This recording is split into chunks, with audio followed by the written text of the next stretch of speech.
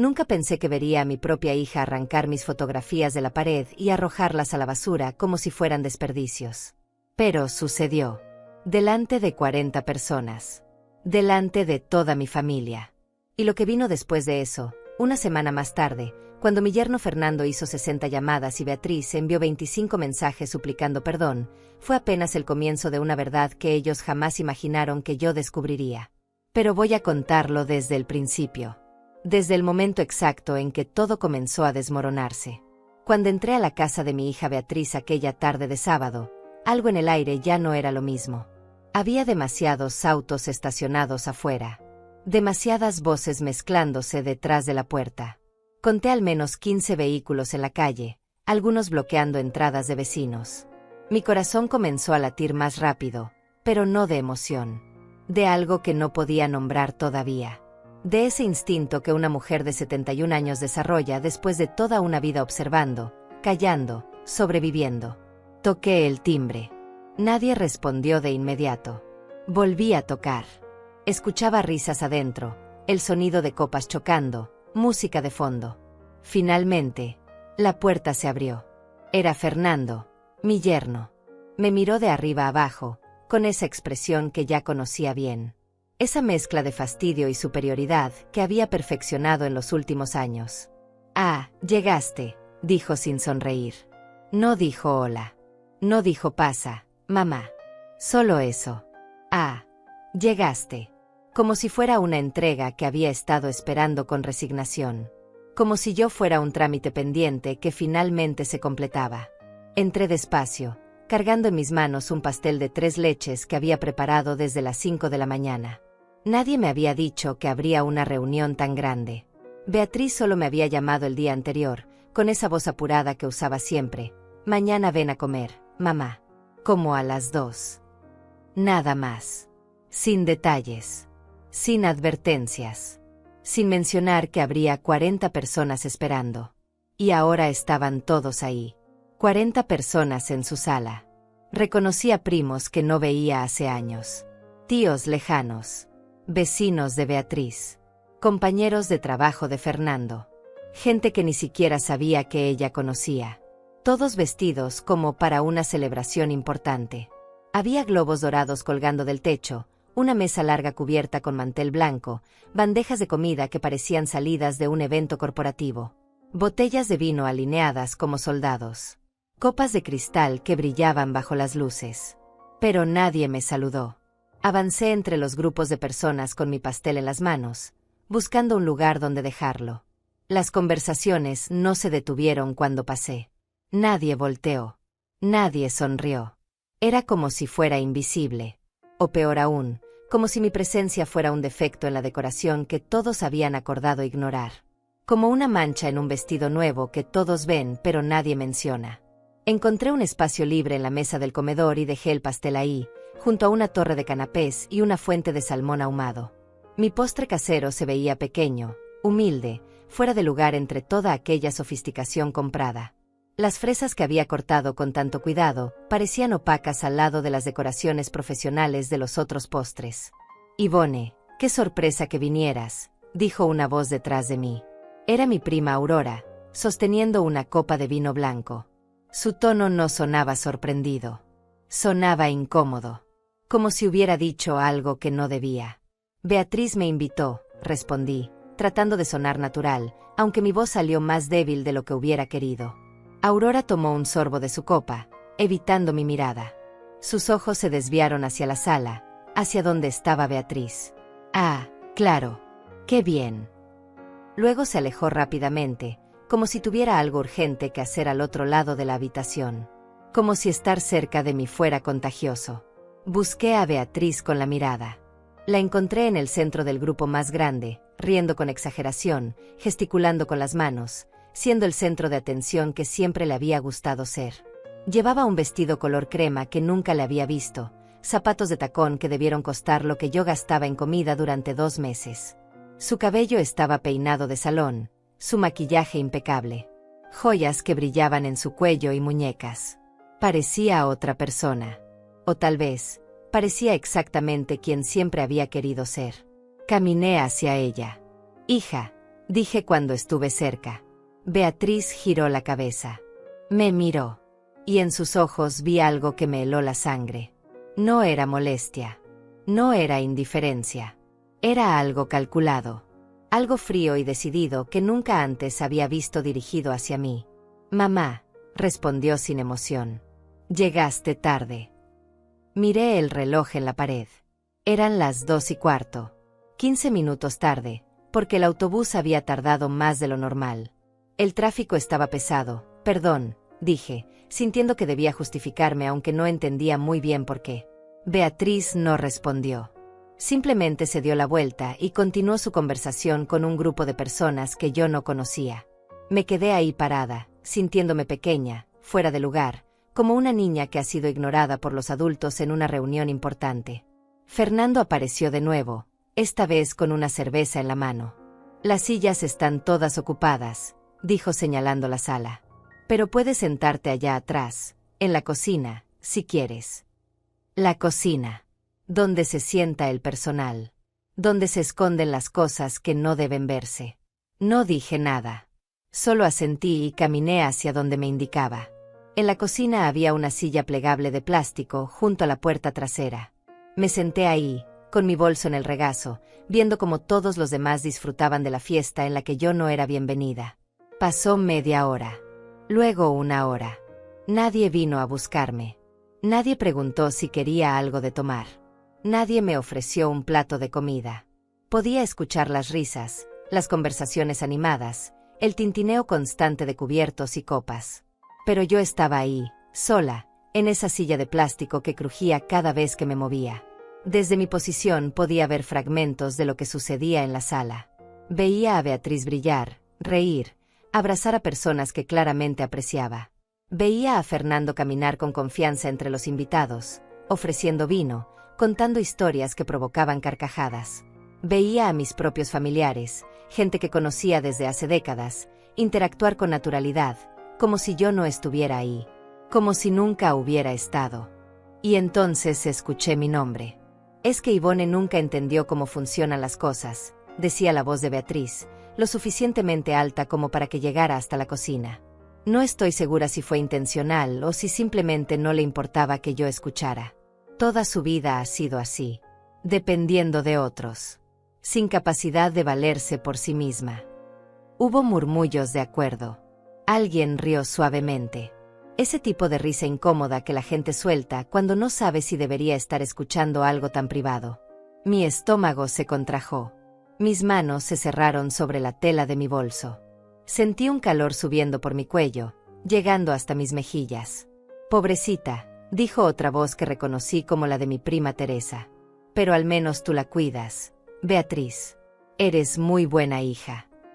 Alguien tiene que hacerlo, respondió Beatriz con un suspiro dramático.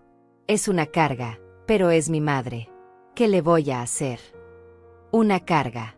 71 años de vida reducidos a una palabra. Una carga para mi propia hija. Sentí un ardor detrás de los ojos, pero no iba a llorar. No aquí. No ahora. Respiré profundo, contando hasta 10 como me habían enseñado hace mucho tiempo. Apreté los labios. Mantuve la compostura. Entonces escuché pasos acercándose. Fernando entró a la cocina con una expresión que no auguraba nada bueno. Detrás de él venía Beatriz. Y detrás de ella, como curiosos atraídos por el olor de un escándalo, venían varios invitados más. Necesitamos hablar, dijo Fernando, cruzándose de brazos. Me puse de pie. Claro, dime. Beatriz me miró con esos ojos fríos que ya no reconocía. Creo que ya es hora de que hablemos claro, mamá. De que digamos las cosas como son. No entendía a qué se refería. Solo asentí, esperando. Durante años, comenzó Beatriz elevando la voz para que todos escucharan. Durante años hemos tenido que cargar contigo. Mantenerte. Cuidarte. Asegurarnos de que no te falte nada. Pero yo nunca les pedí, intenté decir. Nunca pediste porque nunca has sabido hacer nada por ti misma, me interrumpió Beatriz. Su voz era tan alta que seguramente todos en la casa podían escucharla ahora. Siempre esperando que otros resuelvan tu vida. Siempre dependiendo de nosotros. La gente se había acercado más. Podía sentir sus miradas. Algunas curiosas, otras incómodas. Pero nadie se iba. Nadie decía nada. Fernando dio un paso adelante. ¿Sabes cuánto dinero hemos gastado en ti? ¿Tienes idea? Abrí la boca para responder, pero no sabía qué decir. Nunca les había pedido dinero. Vivía de mi pensión, modesta pero suficiente. Nunca había sido una carga económica para ellos. O al menos eso creía. Miles de dólares, continuó Fernando. Miles. Y nunca un agradecimiento. Nunca un reconocimiento. Beatriz se acercó a la sala, y yo la seguí sin entender qué estaba pasando. Ella caminó directo hacia la pared donde colgaban fotografías familiares. Fotografías mías. De mi boda. De cuando Beatriz era niña y yo la sostenía en brazos. De cumpleaños. De navidades pasadas. Y entonces lo hizo. Arrancó la primera fotografía de la pared. El marco se desprendió con un sonido seco. Luego otra. Y otra. Beatriz, ¿qué haces? Grité, sintiendo que mi corazón se aceleraba. Lo que debía hacer hace tiempo, gritó ella. Caminó hacia el bote de basura en la esquina de la sala y arrojó las fotografías adentro. Los marcos se rompieron. El vidrio se hizo pedazos. Inútil. Tú no sirves para nada en esta familia. El silencio que siguió fue ensordecedor. 40 personas mirando. 40 testigos de mi humillación. Paga todo lo que desperdiciamos contigo, gritó Fernando, acercándose con el rostro enrojecido. Todo lo que invertimos en una persona que nunca aportó nada. Beatriz me tomó del brazo. No con suavidad. Con fuerza. Con rabia. Me empujó hacia la puerta de entrada. Fuera, dijo. Fuera de mi casa. Y entonces comenzaron. Las voces. Una tras otra. Siempre fue una carga. Nunca supo valorar lo que hacían por ella. Pobres Beatriz y Fernando, qué paciencia han tenido. Ya era hora de que le dijeran la verdad. Me empujaron hacia la puerta. Literalmente me empujaron. Tropecé con mis propios pies. Alguien rió. No sé quién. Pero alguien encontró gracioso ver a una mujer de 71 años siendo expulsada de la casa de su propia hija. Fernando abrió la puerta de un tirón. No vuelvas, dijo. No eres bienvenida aquí. Nunca lo fuiste. Beatriz me dio el último empujón. Salí tambaleándome hacia el porche. La puerta se cerró detrás de mí con un golpe tan fuerte que hizo temblar el marco. Me quedé ahí parada, en ese porche donde tantas veces había esperado con ilusión a que me abrieran. Ahora estaba del otro lado. Expulsada. Humillada. Destruida. No lloré. No grité. No toqué la puerta pidiendo explicaciones. Simplemente me alejé. Caminé por esa calle llena de autos estacionados. Pasé frente a las ventanas de la casa donde aún se escuchaban voces, risas, música. Como si nada hubiera pasado. Como si yo nunca hubiera estado ahí. Llegué a la parada del autobús. Me senté en la banca de metal frío. Y esperé. No sabía que una semana después, Fernando haría 60 llamadas a mi teléfono. Que Beatriz enviaría 25 mensajes. Que ambos rogarían. Por favor, mamá, danos una oportunidad. No sabía que lo que acababa de pasar no era el final. Era apenas el comienzo de algo que ellos jamás vieron venir. Porque yo, Ivone Martínez, había pasado 71 años observando, callando, aprendiendo. Y ellos estaban a punto de descubrir que el silencio no siempre significa debilidad. A veces significa estrategia. El autobús tardó 25 minutos en llegar. 25 minutos en los que me quedé sentada en esa banca, mirando la calle vacía, sintiendo como el frío de la tarde se metía bajo mi abrigo.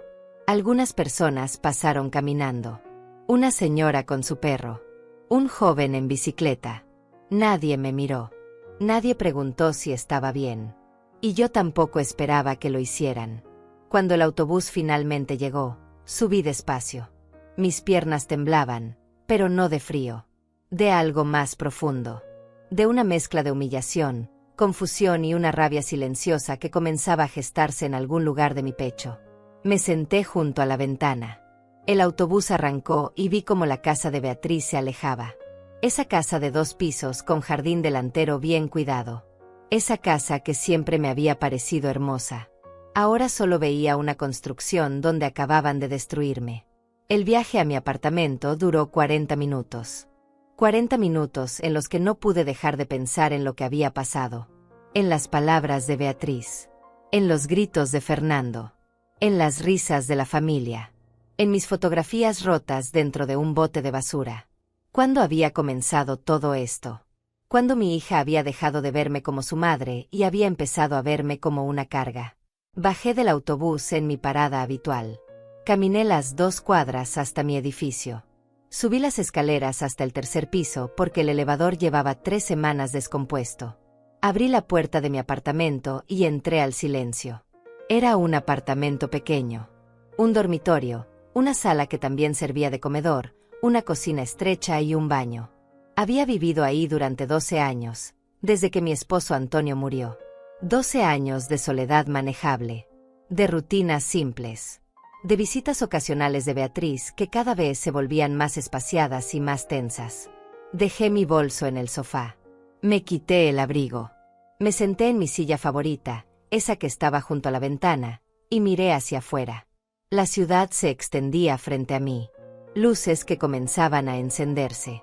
Gente que volvía a sus casas. Vida normal. Vida que continuaba mientras la mía parecía haberse detenido. Y fue ahí, en ese silencio, cuando comenzó. No el llanto. No la desesperación. La claridad. Porque mientras estaba sentada ahí, algo empezó a moverse en mi memoria. Algo que había ignorado. Algo que había preferido no ver.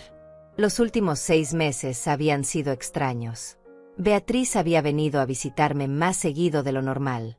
Al principio me había alegrado. Pensé que tal vez estábamos reconectando. Que tal vez ella había decidido pasar más tiempo con su madre. Pero ahora, repasando cada visita con esta nueva perspectiva, las cosas empezaban a verse diferentes. Recordé la primera vez que apareció sin avisar. Fue un martes por la tarde. Dijo que pasaba por la zona y quiso saludar. Me pareció extraño porque mi apartamento no quedaba de paso a ningún lugar que ella frecuentara. Pero me dio gusto verla. Estuvo apenas 20 minutos. Tomamos café. Hablamos de cosas sin importancia. Y cuando se fue, noté algo raro. Mi archivero, ese viejo mueble de madera donde guardaba todos mis documentos importantes, estaba ligeramente abierto. El cajón donde guardaba mis papeles bancarios. Le pregunté si había necesitado algo de ahí. Yo. No. Mamá. ¿Por qué? Respondió con una sonrisa. Pensé que tal vez yo misma lo había dejado así. A los 71 años, una empieza a dudar de su propia memoria. Luego vino Fernando. Solo. Sin Beatriz. Dijo que quería pedirme consejos sobre un regalo para el cumpleaños de mi hija. Se quedó media hora. Fue amable. Conversador. Hasta me ofreció ayuda si necesitaba algo en el apartamento. Cuando se fue, noté que faltaba el sobre donde guardaba las copias de mis estados de cuenta bancarios. El sobre Manila que siempre estaba en el segundo cajón del archivero. Llamé a Beatriz esa noche. Hija, Fernando tomó algunos papeles de mi archivero, pregunté, tratando de sonar casual. Hubo un silencio breve. ¿Papeles? No. Mamá. ¿Qué papeles? Respondió. Su voz sonaba normal. Demasiado normal. Nada. Hija. Tal vez los moví yo, dije, aunque sabía que no era cierto. Pero dejé pasar. Porque uno deja pasar las cosas cuando no quiere enfrentar lo que podrían significar. Después vinieron más visitas. Beatriz otra vez. Fernando de nuevo. A veces juntos. Siempre con alguna excusa. Siempre quedándose poco tiempo. Y siempre, yo notaba algo después. Un papel fuera de lugar. Un sobre abierto. Mi chequera movida de donde la había dejado. Y luego estaban las cartas del banco. Hacía 3 meses había empezado a recibir notificaciones sobre movimientos en mi cuenta que yo no recordaba haber autorizado. Retiros pequeños al principio. $100. 200. Cantidades que no me alarmarían de inmediato porque a veces olvidaba mis propios gastos. Llamé al banco una vez. Señora Martínez, aquí muestran retiros autorizados con su firma, me dijo la empleada. Pero yo no los hice, insistí. Tenemos su firma en los documentos, señora. Tal vez los hizo y no los recuerda. Ahí estaba otra vez. La insinuación de que mi memoria estaba fallando. Que a mi edad, era normal olvidar cosas. Colgué sintiéndome confundida. Sintiéndome vieja. Sintiéndome exactamente como Beatriz había dicho hoy. Inútil. Pero ahora, sentada en mi sala después de lo que había pasado, todas esas piezas comenzaban a formar una imagen diferente. Me levanté de la silla. Fui a mi archivero. Lo abrí. Saqué todo. Absolutamente todo. Estados de cuenta bancarios de los últimos 2 años. Recibos. Documentos de mi pensión. Papeles de seguro. Todo lo que había guardado meticulosamente durante décadas. Los puse sobre la mesa del comedor. Los organicé por fecha. Y empecé a revisar. 3 horas después, mis manos temblaban. Pero no de miedo. De rabia contenida. Había retiros que yo no había hecho. Transferencias a cuentas que no conocía. Cheques firmados con mi nombre, pero con una letra que se parecía a la mía solo si no la mirabas con cuidado. En total, sumaban $18,000. $18,000 que habían salido de mi cuenta en los últimos 6 meses. Mi pensión mensual era de $1,200. Vivía ajustada pero cómoda. Había logrado ahorrar durante años. Pequeñas cantidades. Sacrificios aquí y allá. Y ahora entendía por qué mi saldo había disminuido tanto que había tenido que empezar a recortar gastos. Pensé que solo estaba gastando más. Pensé que tal vez la vejez me hacía menos cuidadosa con el dinero. Pero no era yo. Era Beatriz. Era Fernando.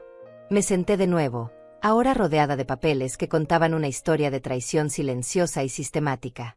Y fue entonces cuando sonó mi teléfono. Un mensaje de texto. De Beatriz. Mamá, creo que hoy las cosas se salieron de control. Hablamos mañana cuando todos estemos más calmados. Miré el mensaje durante 1 minuto completo. Luego otro mensaje. Fernando también cree que exageramos. Pero es que tú nos tensionas mucho.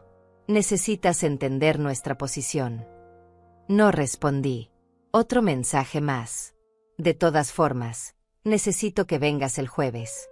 Tenemos que firmar unos papeles del seguro. Es importante. Papeles del seguro. Más papeles que firmar. Más firmas que ellos podían usar para lo que quisieran. Dejé el teléfono a un lado. Volví a mirar todos los documentos sobre mi mesa. Durante 71 años había sido una mujer que evitaba conflictos. Que prefería la paz. Que creía que la familia era lo más sagrado. Que perdonaba porque eso es lo que las madres hacen. Pero mientras miraba esos papeles, algo se rompió dentro de mí. O tal vez se arregló. Tal vez por primera vez en mucho tiempo, las piezas de quien yo realmente era comenzaron a acomodarse en su lugar correcto. No iba a llorar. No iba a suplicar. No iba a preguntarle a Beatriz por qué lo había hecho. Iba a hacer algo que nunca antes había hecho. Iba a defenderme. Me levanté. Fui a la cocina. Me preparé un té de manzanilla. Volví a la mesa. Y empecé a trabajar. Separé cada documento sospechoso. Los puse en orden cronológico. Marqué con un resaltador amarillo cada irregularidad. Cada firma que no era exactamente mía. Cada cantidad que no recordaba. Cada fecha que coincidía con una visita de Beatriz o Fernando. Trabajé hasta las 2 de la mañana. Cuando terminé, tenía una pila organizada de evidencia. No estaba segura de qué haría con ella todavía. Pero la tenía. Visible. Real. Innegable. Mi teléfono vibró otra vez. Otro mensaje de Beatriz. Mamá, ¿estás bien? Contéstame, por favor. Me preocupo. Miré el mensaje. Luego miré mis documentos. Me preocupo. Qué fácil era decir esas palabras. Qué vacías sonaban ahora. No respondí. Apagué el teléfono. Guardé todos los documentos en un sobre grande de Manila. Los sellé. Escribí en el frente con mi mejor letra: evidencia, no tocar. Lo metí en el archivero. Cerré con llave. Y guardé la llave en un lugar donde solo yo sabía. Luego me fui a dormir. No dormí mucho. Pero cuando finalmente lo hice, fue un sueño sin lágrimas. Porque por primera vez en meses, tal vez en años, sentí algo que había olvidado. Control.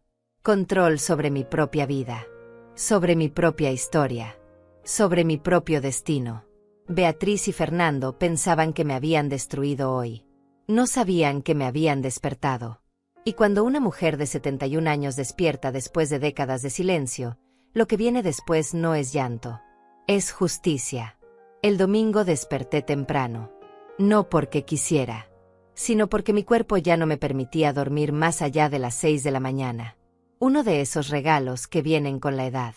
Me levanté, preparé café y me senté junto a la ventana con una libreta vieja que había encontrado en el armario. Durante años, esa libreta había estado llena de recetas, listas de compras, anotaciones sin importancia. Arranqué las hojas usadas hasta encontrar páginas limpias. Y empecé a escribir. No un diario. No desahogos emocionales. Datos. Fechas. Hechos. Escribí todo lo que recordaba de los últimos 6 meses. Cada visita de Beatriz. Cada aparición de Fernando. Cada cosa extraña que había notado y que había decidido ignorar en su momento. Mientras escribía, otra memoria llegó. Una que había enterrado profundo porque dolía demasiado recordarla. Mi esposo Antonio había muerto hacía 12 años. Un ataque al corazón repentino. Sin avisos. Sin despedidas. Un día estaba ahí y al siguiente ya no. Cuando murió, dejó una pequeña herencia. No éramos ricos, pero Antonio había sido previsor. Había ahorrado. Había invertido modestamente. Cuando todo se liquidó, quedaron $65,000. Beatriz tenía 28 años en ese entonces. Estaba recién casada con Fernando. Vivían en un apartamento pequeño y hablaban constantemente de comprar una casa. Yo estaba destrozada por la pérdida de Antonio. No podía pensar con claridad. No podía tomar decisiones. Beatriz lo sabía. Una tarde, 2 meses después del funeral, Beatriz llegó a mi casa con Fernando. Traían papeles. Mamá, dijo Beatriz con esa voz suave que usaba cuando quería algo. Fernando y yo hemos estado pensando. Esa herencia que te dejó papá es mucho dinero para que lo manejes sola. Yo estaba sentada en el mismo sofá donde estaba ahora. Apenas había salido de la cama en semanas. Apenas había comido. El mundo era un lugar borroso y doloroso. No sé manejar esas cosas, admití. Era verdad. Antonio siempre había manejado las finanzas. Yo confiaba en él completamente. Lo sabemos, dijo Fernando. Por eso queremos ayudarte. Podemos invertir ese dinero. Hacerlo crecer. Asegurarnos de que tengas un futuro tranquilo. Sonaba razonable. Sonaba como algo que alguien que me amaba haría. Además, continuó Beatriz, nosotros estamos pensando comprar una casa. Una casa grande donde tú también puedas tener tu espacio.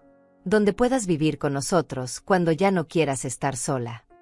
La idea de no estar sola sonaba como un salvavidas en medio del océano de dolor en el que estaba ahogándome. Podríamos usar parte de la herencia como enganche, sugirió Fernando. Y el resto lo invertimos para ti. Es una situación donde todos ganamos. Firmé los papeles ese mismo día. No los leí. No pregunté detalles. Confiaba en mi hija. Confiaba en que ella cuidaría de mí como yo había cuidado de ella durante 28 años. 2 meses después, Beatriz y Fernando compraron su casa. Esa casa de 2 pisos con jardín delantero. Esa casa donde hoy me habían humillado frente a 40 personas. Esperé la invitación para mudarme con ellos. Esperé que me mostraran mi habitación. Mi espacio. Nunca llegó. Cuando pregunté, Beatriz me dijo: «Ay, mamá, eso era solo una idea. Necesitas tu independencia. Estarías más cómoda en tu propio lugar». Y yo, que seguía navegando en mi dolor, que seguía sin poder pensar con claridad, lo acepté. Del dinero que supuestamente iban a invertir para mí, nunca vi un centavo. Cuando preguntaba, Fernando me decía: está todo invertido, mamá. Creciendo. Ya verás los beneficios más adelante. Pasaron los años. Los beneficios nunca llegaron. Eventualmente dejé de preguntar. Porque preguntar significaba admitir que tal vez mi propia hija me había engañado. Y eso era demasiado doloroso para enfrentarlo. Ahora, sentada con mi café frío y mi libreta llena de anotaciones, hice los cálculos. $65,000 hace 12 años, más los 18,000 recientes. $83,000. Esa era la cantidad que mi hija y mi yerno me habían quitado. Y hoy me habían llamado carga.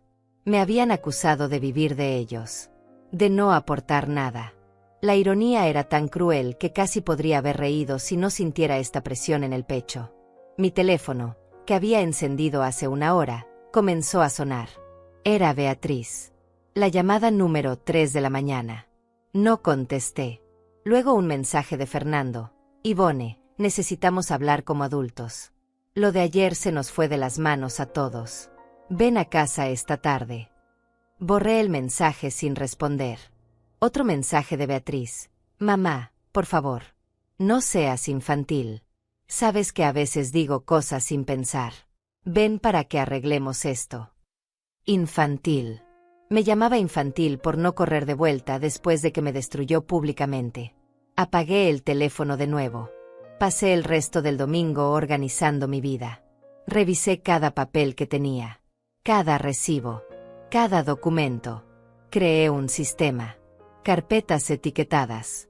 Todo en orden cronológico. Encontré más cosas. Un documento que supuestamente yo había firmado autorizando a Beatriz como cotitular de mi cuenta bancaria. No recordaba haberlo firmado.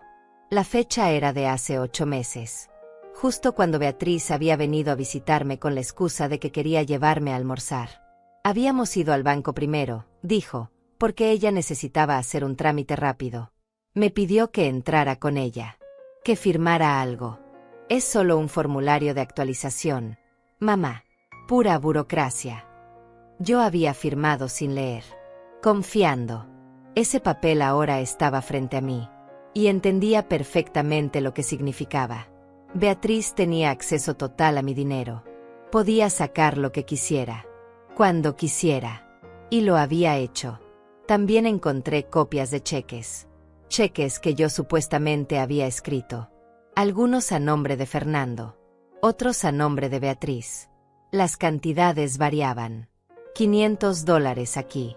1,200 allá. Todos con fechas de los últimos 6 meses. La firma se parecía a la mía. Pero no era exactamente igual. La letra era más firme. Más segura. La mía temblaba un poco desde que había desarrollado artritis en las manos. Tomé una hoja en blanco. Firmé mi nombre 10 veces. Comparé mis firmas con las de los cheques. No había duda. Alguien había estado falsificando mi firma. El lunes por la mañana, mi teléfono no dejó de sonar. Llamada tras llamada. Mensaje tras mensaje. Todos de Beatriz y Fernando. Mamá, esto ya es ridículo. Ivone, contesta el teléfono. Necesitamos que vengas hoy sin falta. Tienes que firmar unos documentos importantes. Más documentos. Más firmas. Más formas de robarme. No contesté ninguna llamada. No respondí ningún mensaje. En lugar de eso, me vestí con mi mejor ropa. Un traje gris que había comprado para el funeral de una amiga el año pasado. Me peiné cuidadosamente. Me maquillé un poco. Quería verme presentable. Quería verme como una mujer competente, no como la anciana confundida que ellos querían que fuera. Tomé mi sobre de evidencia. Lo metí en mi bolso. Y salí de mi apartamento.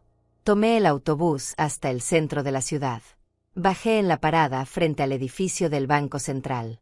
Ese edificio alto de vidrio donde estaban las oficinas principales. No la sucursal pequeña de mi barrio donde todos me trataban como una viejita simpática, pero no muy brillante. Entré. Le dije a la recepcionista que necesitaba hablar con alguien sobre actividad fraudulenta en mi cuenta. Me hicieron esperar 20 minutos. Luego me llevaron a una oficina en el tercer piso. Un hombre joven, no más de 35 años, Me recibió. Se presentó como Francisco, supervisor de cuentas. Señora Martínez, dijo con esa sonrisa profesional que usan los banqueros. ¿En qué puedo ayudarle? Saqué mi sobre. Puse todos los documentos sobre su escritorio. Le expliqué todo. Con calma. Con claridad. Sin lágrimas. Sin dramatismo. Él escuchó. Tomó notas. Su expresión cambió de cortesía profesional a preocupación genuina. Esto es muy serio, dijo cuando terminé. Si lo que me está diciendo es correcto, estamos hablando de fraude bancario. Es correcto, afirmé. Y tengo las pruebas aquí. Francisco revisó cada documento. Comparó firmas. Verificó fechas en su computadora. Hizo llamadas. Pasó una hora revisando todo. Finalmente me miró. Señora Martínez, voy a ser honesto con usted. Esto parece ser un caso claro de apropiación indebida y falsificación. Voy a iniciar una investigación interna inmediatamente. También voy a congelar cualquier acceso adicional a su cuenta por parte de terceros. Sentí un peso levantándose de mi pecho. Gracias. Pero señora, continuó Francisco, esto también necesita ser reportado a las autoridades. Estamos hablando de delitos federales. ¿Está usted preparada para eso? Pensé en Beatriz, en la niña que había criado, en la mujer que me había abrazado después de que su padre murió y me prometió que siempre cuidaría de mí. Luego pensé en esa misma mujer arrancando mis fotografías de la pared y gritándome inútil frente a 40 personas. Sí, dije. Estoy preparada. Francisco asintió. Voy a darle el contacto de nuestro departamento legal. Ellos trabajarán con usted y con las autoridades correspondientes. Salí del banco 2 horas después con una carpeta llena de documentos oficiales. Confirmación de la investigación. Números de caso. Contactos. Pasos a seguir. Por primera vez en días, sentí algo parecido a la esperanza. No era venganza lo que sentía. Era justicia. Era la sensación de que tal vez, solo tal vez, no estaba tan indefensa como todos pensaban. Cuando llegué a casa, mi teléfono tenía 17 llamadas perdidas. Esta vez, lo dejé encendido. Quería que llamaran. Quería que se desesperaran. Porque muy pronto iban a entender que la mujer a la que habían subestimado durante años estaba a punto de recordarles algo muy importante. Que el silencio no es debilidad. Es estrategia. El martes por la mañana recibí una llamada de un número desconocido. Normalmente no contestaba llamadas de números que no reconocía, pero algo me dijo que esta vez debía hacerlo. Señora Ivone Martínez, preguntó una voz femenina profesional. Sí, soy yo. Mi nombre es Cecilia Romero. Soy abogada del departamento legal del banco. Francisco Torres me pasó su caso. ¿Tiene tiempo para reunirnos esta semana? Mi corazón se aceleró. Sí, cuando usted diga. ¿Qué le parece mañana a las 10 de la mañana? En mi oficina. Acepté de inmediato. Me dio la dirección. Colgué con las manos temblando. No de miedo. De algo parecido a la determinación. El resto del martes lo pasé revisando cada detalle de mi documentación. Quería estar preparada. Quería que cuando me reuniera con esa abogada, no hubiera ninguna duda de que yo sabía exactamente lo que estaba diciendo. Mientras trabajaba, mi teléfono sonó de nuevo. Esta vez era un número que sí conocía. Mi hermana Cecilia. No la abogada. Mi hermana menor, que vivía a 2 horas de distancia y a quien no veía desde hacía 3 meses. Dudé antes de contestar. Cecilia y Beatriz siempre habían sido cercanas. Más cercanas de lo que yo había estado con cualquiera de las dos en los últimos años. Temía que Beatriz la hubiera enviado como mensajera. Pero contesté. Ivone, dijo Cecilia. Su voz sonaba tensa. Necesito verte. Hoy. Es urgente. ¿Qué pasó? No por teléfono. ¿Puedo ir a tu casa? Salgo en 20 minutos. Algo en su tono me preocupó. Sí, ven. 2 horas y media después, Cecilia estaba tocando mi puerta. Cuando abrí, me sorprendió su apariencia. Tenía ojeras profundas. Su cabello, normalmente impecable, Estaba recogido en una cola de caballo descuidada. Se veía cansada. Se veía preocupada. Pasa, dije. Entró sin decir palabra. Se sentó en mi sofá. Yo preparé té. Cuando me senté frente a ella, noté que sus manos temblaban ligeramente. Beatriz me llamó, comenzó Cecilia. Me contó lo que pasó el sábado. Aquí venía. La defensa. El sermón sobre cómo yo estaba exagerando. Sobre cómo debía perdonar porque es mi hija. Pero lo que dijo fue completamente diferente. Me dijo que tuvieron una discusión. Que te fuiste enojada. Que estás siendo dramática y no contestas el teléfono. Cecilia hizo una pausa. Pero yo conozco a Beatriz. Y conozco su versión de las historias. Así que vine a escuchar la tuya. Me tomó por sorpresa. Cecilia y yo nunca habíamos sido especialmente unidas. Nos queríamos, sí, pero cada una vivía su vida. Rara vez nos buscábamos para temas profundos. Le conté todo. Desde el principio. Desde la cena con 40 invitados donde fui ignorada. Desde las fotografías arrancadas de la pared. Desde los gritos. Desde la expulsión. No omití nada. Hablé con la voz más firme que pude, aunque en algunos momentos sentí que se quebraría. Cecilia escuchó en silencio. Su expresión cambió de preocupación a horror. Cuando terminé, ella tenía lágrimas en los ojos. Ivone, dijo con voz temblorosa. Hay algo que necesito contarte. Algo que debí haberte dicho hace años. Se limpió las lágrimas. Respiró profundo. Beatriz intentó hacerme lo mismo a mí, dijo. El aire se escapó de mis pulmones. ¿Qué? Hace 5 años, continuó Cecilia. Yo acababa de recibir el dinero de la venta de la casa de nuestros padres. ¿Recuerdas? Cuando finalmente se vendió la propiedad y dividimos la herencia entre las dos. Asentí. Cecilia había recibido $32,000 de esa venta. Yo también.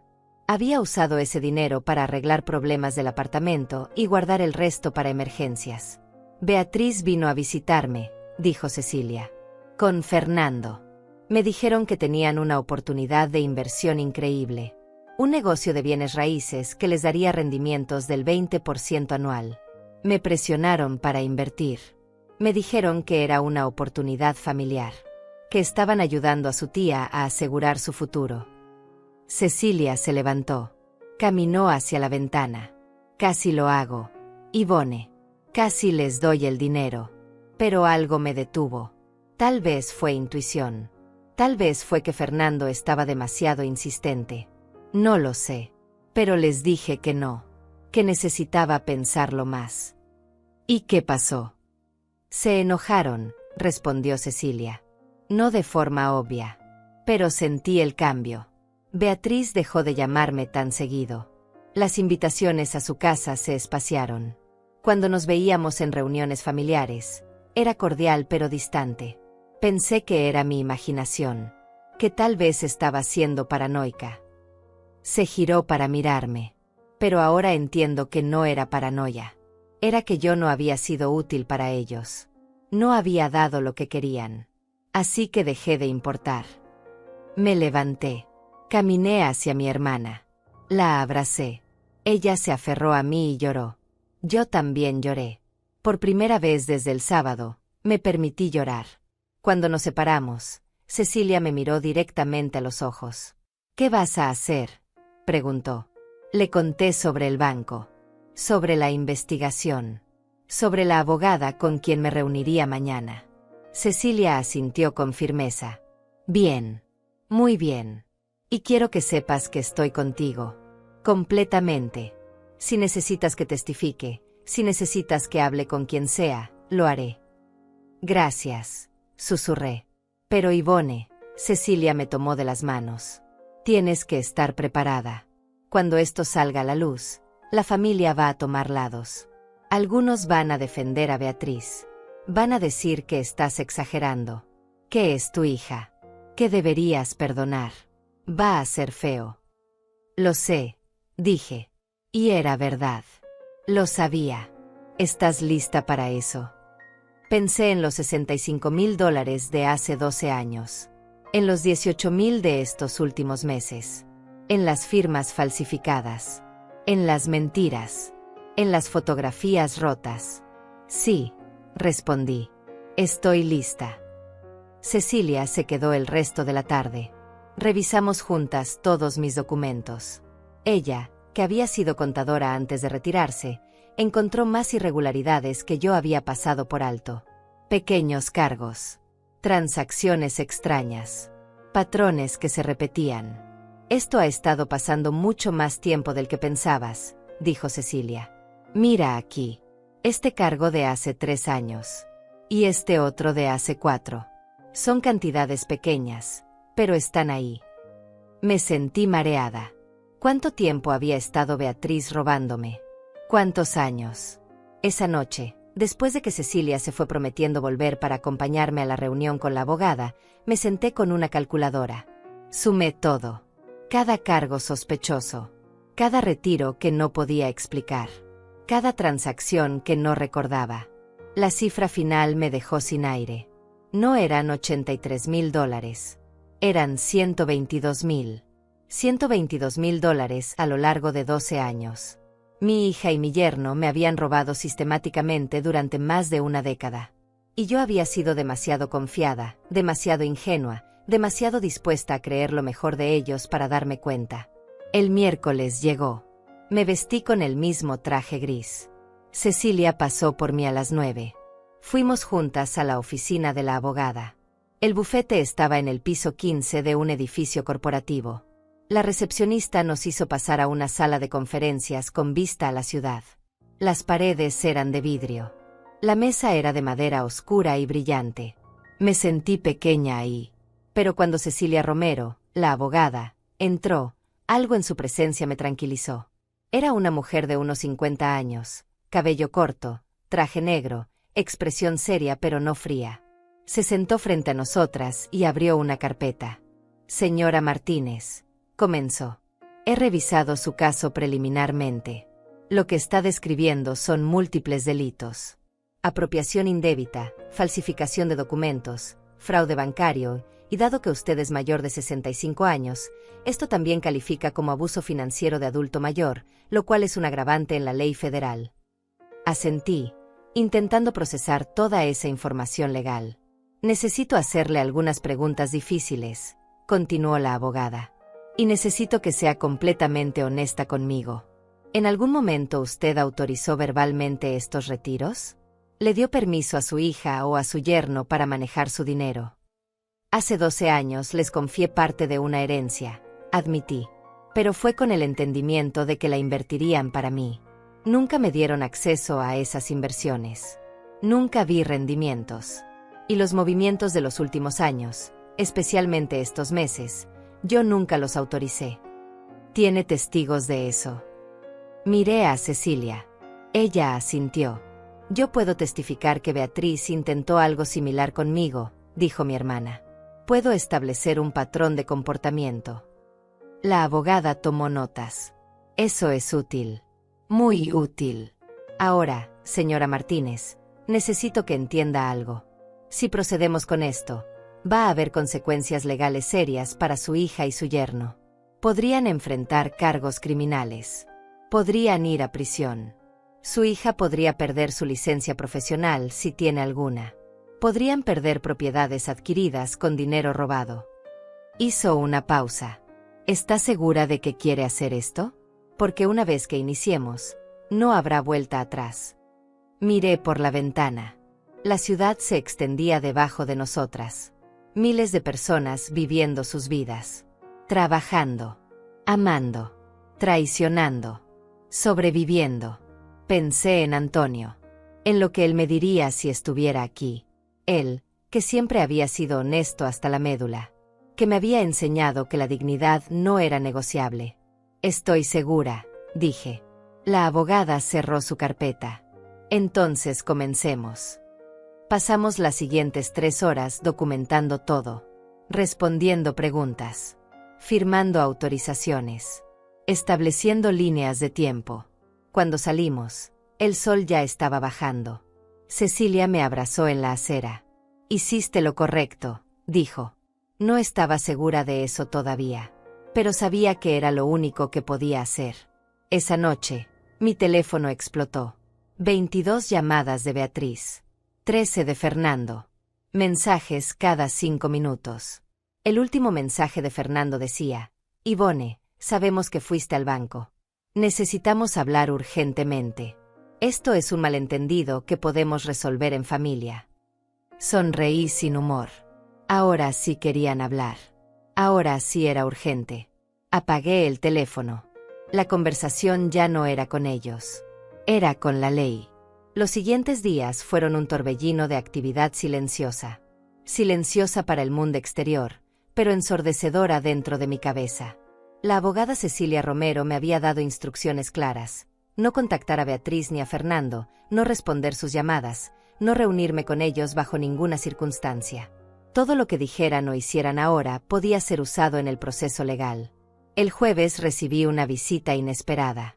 Eran las 3 de la tarde cuando sonó el timbre de mi apartamento. Miré por la mirilla y vi a una mujer desconocida. Joven, tal vez de 30 años, con un portafolio en la mano. ¿Señora Martínez?, preguntó cuando abrí la puerta solo un poco, sin quitar la cadena de seguridad. ¿Quién pregunta? Mi nombre es Teresa Flores. Soy investigadora del Departamento de Delitos Financieros del banco. La abogada Romero me envió. ¿Puedo pasar? Le pedí que me mostrara identificación. Lo hizo. Verifiqué que coincidiera con lo que la abogada me había dicho que esperara. Solo entonces abrí la puerta completamente. Teresa entró y se sentó en mi sala. Abrió su portafolio y sacó una laptop. Señora Martínez, he estado revisando sus registros bancarios de los últimos 5 años, comenzó, y necesito confirmar algunas cosas con usted. Durante la siguiente hora, Teresa me mostró transacción tras transacción, cada una proyectada en la pantalla de su computadora, cada una con una fecha, una cantidad, un destino. Esta de aquí, señaló una transferencia de $1,500. Es del 15 de marzo de hace 2 años. ¿La recuerda? Negué con la cabeza. Fue transferida a una cuenta a nombre de Fernando Salazar. El memo dice: préstamo familiar. ¿Usted autorizó esto? No. Nunca le presté dinero a Fernando. Teresa tomó nota. ¿Y esta otra? $2,000. Mayo del mismo año. Mismo destinatario. Memo dice: ayuda con reparaciones del hogar. Tampoco. Así continuó. Una tras otra. Transferencias que yo no había hecho. Cheques que yo no había escrito. Retiros que yo no había autorizado. En total, dijo Teresa después de mostrarme la última transacción, hemos identificado $124,800 en movimientos no autorizados durante los últimos 5 años. Pero sospechamos que hay más si retrocedemos más en el tiempo. Me sentí mareada. $124,800. Era más de lo que había calculado. Hay algo más que necesito enseñarle, continuó Teresa. Abrió otra carpeta en su computadora. Encontramos esto en nuestro sistema. Es una solicitud de préstamo personal a nombre suyo. Fue aprobada hace 8 meses por la cantidad de $35,000. ¿Qué? Mi voz salió como un susurro. El préstamo fue depositado en su cuenta y luego, ese mismo día, transferido completamente a la cuenta conjunta que usted tiene con su hija Beatriz. Yo nunca solicité ningún préstamo. Teresa giró la laptop hacia mí. Esta es la solicitud. Tiene su firma. Miré la pantalla. Ahí estaba. Un documento con mi nombre. Con mis datos. Y al final, una firma que se parecía a la mía, pero que yo sabía que no era mía. Ellos falsificaron mi firma para sacar un préstamo a mi nombre, dije, sintiendo como la rabia volvía a subir por mi garganta. Eso parece, confirmó Teresa. Y aquí está lo interesante. Ese préstamo tiene que ser pagado. Las cuotas mensuales son de $650 durante 5 años. Usted ha estado haciendo esos pagos. Pensé en mi estado de cuenta bancario. En cómo mis gastos habían aumentado misteriosamente. En cómo había tenido que empezar a recortar en comida, en medicinas, en pequeños lujos que antes podía permitirme. Sí, dije. Los cargos automáticos salen de mi cuenta cada mes. Pensé que eran parte de los gastos normales del banco. Teresa cerró su laptop. Señora Martínez, lo que le han hecho es sistemático y planeado. No estamos hablando de errores o malentendidos. Estamos hablando de un fraude organizado que ha durado años. Me quedé en silencio, procesando la magnitud de lo que me estaba diciendo. La buena noticia, continuó Teresa, es que tenemos suficiente evidencia para proceder legalmente. La mala noticia es que recuperar el dinero va a tomar tiempo. Y no hay garantía de recuperarlo todo.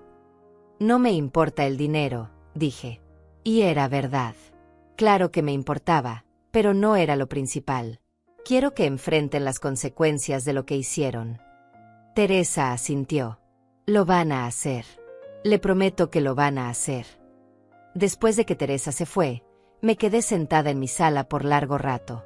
El apartamento estaba silencioso. Afuera, la ciudad continuaba con su ritmo normal. Autos pasando. Gente caminando. Vida sucediendo. Pero mi vida había cambiado para siempre. El viernes por la mañana, mi hermana Cecilia llegó temprano. Traía bolsas de comida. «No has estado comiendo bien», dijo mientras colocaba las bolsas en mi cocina. «Te traje cosas. Y voy a quedarme unos días contigo. No discutas». No discutí. La verdad es que su compañía me hacía bien. No me sentía tan sola. No me sentía tan vulnerable. Mientras desayunábamos, Cecilia me contó algo más. «Ayer recibí una llamada de Aurora», dijo. Aurora, nuestra prima. La misma que había estado en la cena del sábado. ¿Qué quería? Estaba nerviosa. Muy nerviosa. Me dijo que Beatriz la había llamado pidiendo que testificara a su favor si había algún problema legal. Que dijera que tú estabas confundida. Que tu memoria no era confiable. Que a veces decías cosas que no tenían sentido. Sentí un nudo en el estómago. ¿Y Aurora qué dijo? Le dijo que no. Que ella no iba a mentir. Y luego me llamó a mí para contármelo porque sintió que debía saberlo. Cecilia hizo una pausa. Pero hay más. Aurora me dijo que otros familiares también han recibido llamadas similares.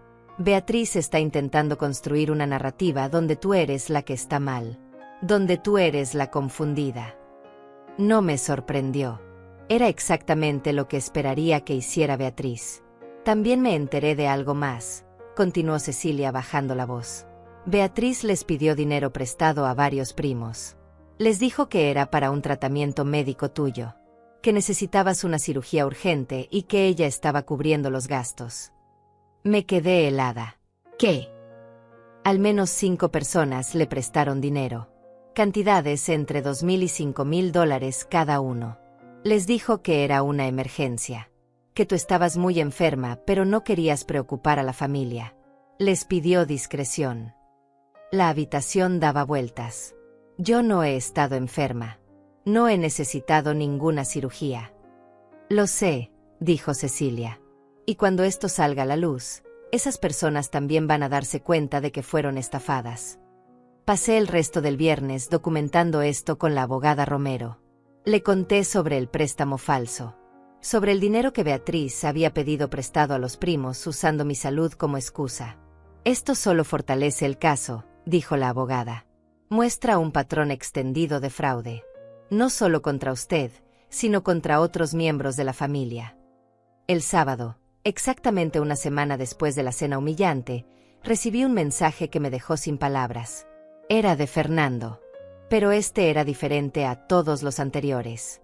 Ivone, por favor. Te lo suplico.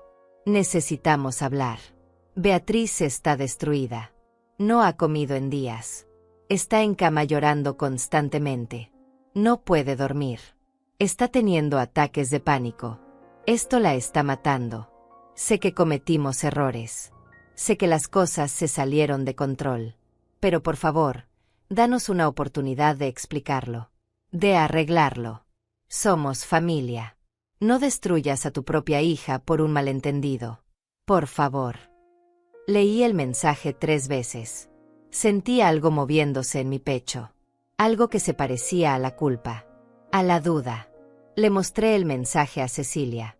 Es manipulación, dijo mi hermana inmediatamente. Clásica manipulación. Ahora tú eres la mala. Tú eres la que está destruyendo a tu hija. No ellos por robarte. No ellos por humillarte públicamente. Tú. Tenía razón. Lo sabía. Pero aún así dolía. Otro mensaje llegó. Este de Beatriz. Mamá, por favor. Estoy desesperada. No puedo creer que estés haciendo esto. Soy tu hija. Tu única hija. ¿Cómo puedes lastimarme así? ¿Cómo puedes ser tan cruel? Todo lo que hice fue por tu bien. Por cuidarte. Por asegurarme de que estuvieras bien. Y así me pagas. Destruyendo mi vida. Destruyendo mi matrimonio. Destruyendo mi reputación. Espero que estés feliz. Cerré los ojos. Respiré profundo. ¿Estás bien?, preguntó Cecilia. No, admití. Pero voy a estarlo. El domingo recibí una llamada de la abogada Romero. Señora Martínez, necesito informarle que mañana lunes se va a notificar formalmente a Beatriz Salazar y Fernando Salazar sobre la investigación en su contra. Van a ser citados para declarar. También se va a iniciar el proceso de congelamiento de activos adquiridos con dinero potencialmente robado. Esto incluye su casa. Mi corazón latió más rápido. Su casa. Sí. Si podemos probar que la casa fue comprada con dinero sustraído de usted, puede ser embargada como parte de la restitución. Pensé en esa casa de 2 pisos. En ese jardín delantero. En esa vida que Beatriz había construido con mi dinero mientras me decía que yo era una carga. Entiendo, dije. También quiero prepararla, continuó la abogada. Cuando reciban la notificación, es probable que intenten contactarla con más urgencia. Pueden volverse agresivos. O más manipuladores. Es importante que usted no ceda. Que no se reúna con ellos. Que no acepte ningún tipo de arreglo privado. ¿Entiende? Entiendo perfectamente. Esa noche no dormí. Me quedé despierta mirando el techo, pensando en todo lo que estaba a punto de suceder. Mañana, la vida de Beatriz cambiaría para siempre. Y yo sería responsable de eso. Pero mientras estaba acostada en la oscuridad, recordé algo que Antonio solía decirme. Ivone, ser buena persona no significa ser débil. Significa hacer lo correcto incluso cuando duele. Y esto dolía. Pero era lo correcto. Cerré los ojos y esperé que llegara el amanecer. El lunes, el mundo de Beatriz y Fernando se derrumbaría. Y yo, por primera vez en 12 años, estaría de pie mientras pasaba. El lunes amaneció gris. Nubes oscuras cubrían el cielo como si la ciudad misma supiera que algo importante estaba por suceder. Me levanté a las 6, como siempre. Preparé café. Me senté junto a la ventana. Y esperé. Cecilia se había quedado a dormir en mi sofá. La escuché moverse alrededor de las 7. Salió del baño ya vestida, con el cabello recogido y una expresión determinada en el rostro. ¿Cómo te sientes?, preguntó. No lo sé, respondí honestamente. Asustada. Nerviosa. Pero también segura de que esto tiene que pasar. Mi hermana se sentó a mi lado. Tomó mi mano. No dijo nada. No necesitaba hacerlo. Su presencia era suficiente. A las 9:30, mi teléfono sonó. Era la abogada Romero. Señora Martínez, quería informarle que las notificaciones fueron entregadas hace 20 minutos. Tanto Beatriz como Fernando han sido oficialmente notificados de la investigación criminal en su contra. También recibieron la orden de congelamiento preventivo de activos. Mi estómago se contrajo. ¿Cómo reaccionaron? No estuve presente en la entrega, pero el oficial me informó que hubo resistencia verbal. Beatriz intentó argumentar que era un malentendido. Fernando exigió hablar con un supervisor. Pero la notificación fue entregada formalmente. Ahora tienen 72 horas para presentarse a declarar con sus abogados si así lo desean. Colgué el teléfono con las manos temblando. No tuve que esperar mucho para confirmar que habían recibido las notificaciones. A las 10 de la mañana, mi teléfono explotó. 32 llamadas en 20 minutos. Todas de Beatriz. Todas de Fernando. Mensajes llegando cada 30 segundos. Contesta el teléfono ahora. Esto es un error, Yvonne. No puedo creer que hayas llegado tan lejos. Van a quitarnos la casa por tu culpa. ¿Sabes lo que has hecho? Cecilia me quitó el teléfono de las manos. No leas eso. No te hace bien. Pero yo ya lo había visto. Había visto la desesperación, la rabia, y algo más que no esperaba, la completa falta de reconocimiento de lo que ellos habían hecho. En ningún mensaje decían perdón por robarte. En ninguno admitían su culpa. Todo era sobre cómo yo los estaba destruyendo. Sobre cómo yo era la mala. Sobre cómo yo estaba arruinando a mi propia familia. A las 11, llegó algo diferente. Un mensaje de un número que no reconocía. Señora Yvonne Martínez, mi nombre es Daniela Redondo. Soy el abogado que representa a Beatriz y Fernando Salazar. Necesitamos hablar urgentemente. Por favor, contácteme a este número a la brevedad posible. Le mostré el mensaje a Cecilia. No respondas, dijo inmediatamente. Cualquier comunicación debe ser a través de tu abogada. Llamé a Cecilia Romero. Le informé sobre el mensaje del abogado de Beatriz. Perfecto, dijo. Envíeme su número. Yo me comunicaré con él. Usted no debe hablar directamente con el abogado contrario bajo ninguna circunstancia. El resto del día fue una tortura de espera. Sabía que afuera, en algún lugar de la ciudad, Beatriz y Fernando estaban viviendo su peor pesadilla. Sabía que probablemente estaban con su abogado, buscando formas de salir de esto, construyendo defensas, elaborando estrategias. Y una parte de mí, esa parte maternal que nunca muere completamente, sentía dolor por mi hija. Pero otra parte, la parte que había sido humillada, robada y traicionada durante años, sabía que esto era necesario. A las 4 de la tarde, sonó el timbre de mi apartamento. Cecilia fue a ver quién era. Volvió con expresión preocupada. Es Aurora, dijo. Nuestra prima. Dice que necesita hablar contigo. Que es importante. Dudé, pero finalmente asentí. Aurora entró luciendo incómoda. Tenía una bolsa grande en las manos. Yvonne, comenzó sin sentarse. Necesito contarte algo. Y devolverte esto. Puso la bolsa sobre mi mesa. La abrió. Adentro había dinero. Billetes de 20 y $50, algunos arrugados. Son $3,000, dijo Aurora. Beatriz me los pidió prestados hace 4 meses. Me dijo que necesitaba dinero urgente para tu tratamiento médico. Que tenías un problema en el corazón y necesitabas una cirugía, pero tu seguro no la cubría completamente. Cerré los ojos. Otra mentira. Otra estafa usando mi nombre. Esta mañana, continuó Aurora, cuando me enteré de lo que realmente estaba pasando, me sentí horrible.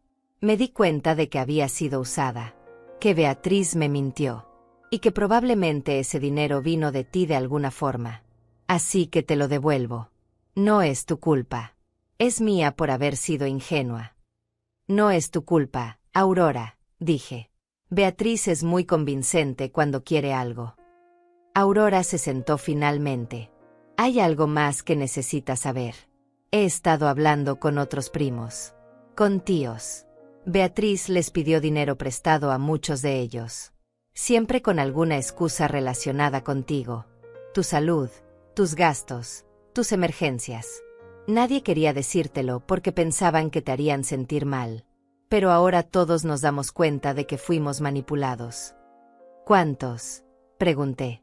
Al menos 8 personas de la familia, respondió Aurora. Entre todos, Beatriz debe haber conseguido al menos $20,000. Tal vez más. $20,000 más. Sumados a los 124,000 que había robado directamente de mí. $144,000. Yvonne, Aurora me miró con lágrimas en los ojos. Yo estuve en esa cena el sábado pasado. Yo vi lo que pasó. Y me avergüenza admitir que no dije nada. No te defendí. Me quedé callada como todos los demás. Y voy a vivir con esa culpa. Pero quiero que sepas que ahora, si me necesitas, estoy de tu lado. Completamente. Le agradecí. Aurora se fue poco después, dejando el dinero sobre mi mesa. Esa noche, Cecilia Romero me llamó. Hablé con el abogado de Beatriz y Fernando. Dijo. Como esperaba, quieren negociar. Proponen un acuerdo privado. Ellos devolverían el dinero en plazos y usted retiraría la denuncia. ¿Qué les dijiste? Que mi clienta no está interesada en acuerdos privados. Que esto procederá legalmente. Su abogado insistió mucho. Dijo que Beatriz está dispuesta a reconocer que hubo malentendidos en el manejo del dinero. Que están dispuestos a devolver hasta $50,000 como gesto de buena voluntad. 50,000, repetí, cuando me robaron más de 140,000. Exacto. Es una oferta insultante. Y no es negociable de todas formas. Les dejé muy claro que usted quiere que esto se maneje a través del sistema legal.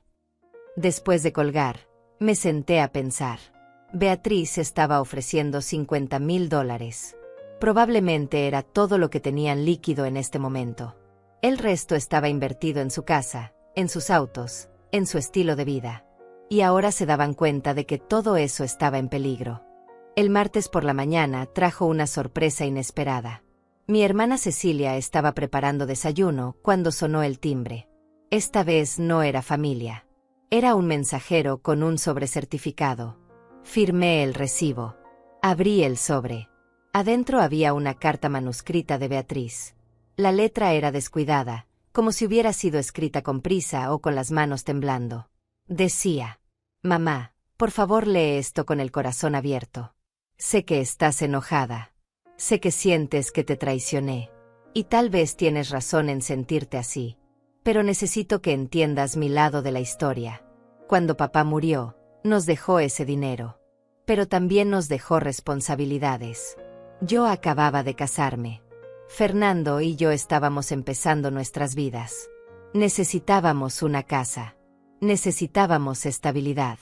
Y tú estabas tan perdida después de la muerte de papá que no podías tomar decisiones claras. Alguien tenía que hacerse cargo. Alguien tenía que pensar en el futuro. Usamos el dinero para comprar la casa pensando que era una inversión para todos. Una casa donde tú también tendrías espacio cuando lo necesitaras. Sí, tomamos decisiones sin consultarte lo suficiente. Sí, tal vez manejamos las cosas de forma que ahora parecen incorrectas. Pero nunca fue con mala intención. Todo lo hicimos pensando en la familia, en nuestro futuro, en tu futuro. Y ahora vas a destruir todo eso. Vas a quitarnos nuestra casa. Vas a mandarnos a la cárcel. Vas a arruinar la vida de tu propia hija por un malentendido. ¿Es eso lo que papá hubiera querido? ¿Es eso lo que una madre hace? Por favor, mamá, retira la denuncia. Hablemos como familia. Arreglemos esto en privado. Te prometo que te devolveremos cada centavo. Pero dame tiempo. Dame una oportunidad de hacerlo bien. No destruyas a tu única hija. No me hagas esto. Te lo suplico. Con amor, Beatriz. Leí la carta 2 veces. Luego se la pasé a Cecilia. Mi hermana la leyó y la dejó sobre la mesa con disgusto. Es todo manipulación. Mira cómo lo redacta. Ellos son las víctimas. Tú eres la cruel. Ellos tenían buenas intenciones. Tú eres la que está destruyendo a la familia. Lo sé, dije. Pero aún así duele. Se supone que duela, respondió Cecilia. Por eso lo escribió así. Porque sabe exactamente qué botones presionar para hacerte sentir culpable. Esa tarde recibí otra visita. Esta vez era Teresa, mi prima. La misma que en la cena del sábado había dicho pobrecita refiriéndose a mí mientras Beatriz me llamaba carga. Teresa se veía nerviosa. Se retorcía las manos mientras hablaba. Ivone, vine a disculparme, dijo. Estuve en esa cena. Escuché lo que Beatriz dijo sobre ti. Y no solo no te defendí, sino que la apoyé. Dije que eras una carga. Y fue horrible de mi parte. No tengo excusa. La miré sin decir nada. Beatriz me llamó ayer, continuó Teresa. Me pidió que hablara contigo. Que te convenciera de retirar la denuncia. Me ofreció pagarme si lo hacía. $2,000. Mi estómago se revolvió. Le dije que no, Teresa continuó rápidamente. Le dije que lo que hizo estuvo mal y que tú tenías todo el derecho de hacer lo que estás haciendo. Y por eso vine. No a convencerte de nada. Solo a decirte que lamento no haber sido mejor persona ese día. Y que si necesitas que alguien testifique sobre lo que pasó en esa cena, sobre cómo te trataron, lo haré. Asentí lentamente. Gracias, Teresa. Cuando se fue, Cecilia me miró. Beatriz está desesperada. Está tratando de comprar testigos, de manipular a la familia, de construir una narrativa donde ella es la víctima. No va a funcionar, dije con más firmeza de la que sentía. Esa noche, mientras intentaba dormir, mi mente no dejaba de dar vueltas. Pensaba en Beatriz cuando era niña, en cómo la había cargado cuando estaba enferma, en cómo había trabajado 2 empleos para pagarle la universidad, en cómo había llorado de felicidad el día de su boda. ¿En qué momento esa niña se había convertido en esta mujer que me robaba mientras dormía? ¿En qué momento el amor se había transformado en traición? No tenía respuestas. Solo tenía la certeza de que no podía dar marcha atrás. El camino que había elegido era doloroso, pero era el único que me devolvía mi dignidad. El miércoles llegó con una intensidad que no esperaba. Eran las 8 de la mañana cuando la abogada Romero me llamó con urgencia la voz. Señora Martínez, Beatriz y Fernando se presentaron esta mañana con su abogado a declarar. La sesión duró 3 horas. Necesito que venga a mi oficina. Hay cosas que debes saber. 1 hora después estaba sentada en esa misma sala de conferencias con vista a la ciudad. La abogada Romero tenía varios documentos frente a ella. Durante la declaración, comenzó, Beatriz admitió haber manejado su dinero. Pero su versión es que usted le dio permiso verbal para hacerlo. Que usted estaba confundida después de la muerte de su esposo y le pidió ayuda. Que todo lo que hicieron fue con su conocimiento y aprobación. Eso es mentira, dije inmediatamente. Lo sé. Y tenemos evidencia que lo prueba. Las firmas falsificadas, por ejemplo. El préstamo que sacaron a su nombre. Las transferencias que se hicieron mientras usted ni siquiera estaba en la ciudad, según pudimos verificar con sus registros médicos de citas en otras localidades. La abogada pasó a otro documento. Fernando, por otro lado, adoptó una estrategia diferente. Culpó a Beatriz. Dijo que él solo seguía órdenes de su esposa. Que él asumía que todo era legal porque era entre madre e hija. Que él nunca preguntó detalles porque confiaba en que Beatriz estaba haciendo lo correcto. Cobarde, murmuró Cecilia, mi hermana, que había venido conmigo. Pero aquí está lo interesante, continuó la abogada. Presentaron sus registros financieros como parte de la declaración obligatoria. Y encontramos algo revelador. Abrió una carpeta y me mostró varios papeles. La casa que compraron hace 12 años costó $250,000. Dieron un enganche de $65,000 en efectivo. Exactamente la cantidad de la herencia que usted les confió. El resto fue financiado con un crédito hipotecario. Sentí como si me hubieran golpeado en el estómago. $65,000. Todo mi dinero. Todo lo que Antonio había dejado para mí. Pero hay más, la abogada continuó. Durante los últimos 12 años, las cuotas de esa hipoteca han sido pagadas, en parte, con retiros automáticos de su cuenta. Pequeñas cantidades mensuales que probablemente usted no notó. Entre $300 y $500 cada mes. Hice el cálculo mentalmente. 12 años. 12 meses por año. $400 promedio.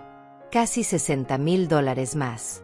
Usted no solo pagó el enganche de su casa, dijo la abogada. También ha estado pagando su hipoteca durante 1 década sin saberlo. La habitación daba vueltas.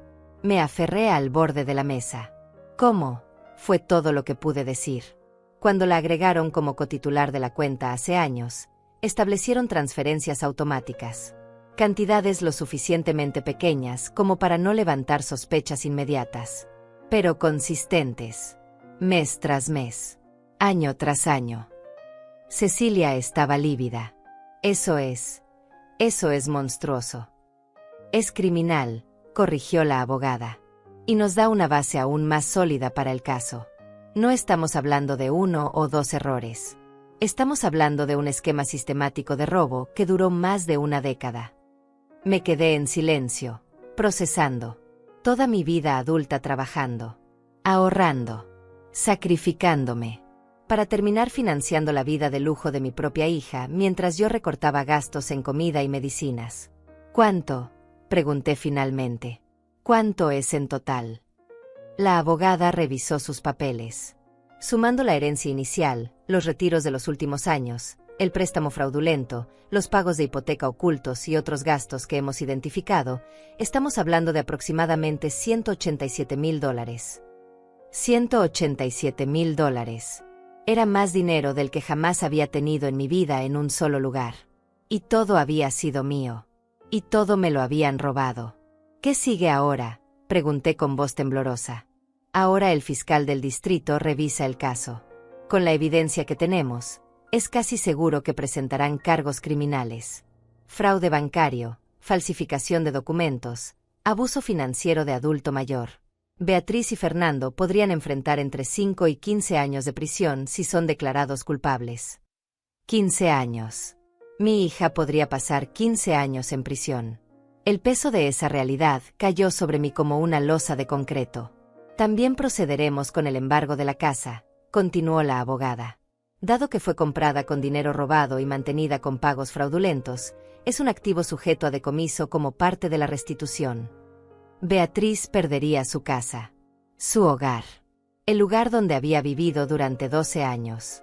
Señora Martínez, la abogada se inclinó hacia adelante. Sé que esto es difícil, pero necesito que permanezca firme. Beatriz y Fernando van a intensificar sus intentos de manipulación. Van a usar cada recurso emocional que tengan. Van a hacer que sus familiares la presionen. Van a pintarse como víctimas. Puede mantenerse fuerte. Miré por la ventana. La ciudad se extendía frente a mí. Miles de vidas. Miles de historias. Miles de personas enfrentando sus propias batallas. Sí, dije. Puedo. Esa tarde, cuando regresé a mi apartamento, encontré algo esperándome en la puerta. Un ramo de flores. Rosas rojas. Mis favoritas. Con una tarjeta que decía, para la mejor mamá del mundo. Te amo, Beatriz. Tomé las flores. Las llevé adentro. Y las puse directamente en la basura. Cecilia me miró con aprobación. Bien hecho. Pero esa noche, mientras intentaba dormir, la imagen de esas flores en la basura no dejaba de aparecer en mi mente, junto con recuerdos de Beatriz de niña, trayéndome flores del jardín. Flores silvestres que recogía con sus manitas pequeñas. Cuando se había roto todo. El jueves por la mañana, mi teléfono sonó. Un número desconocido. Contesté por impulso. Señora Ivone Martínez, preguntó una voz masculina formal. Sí.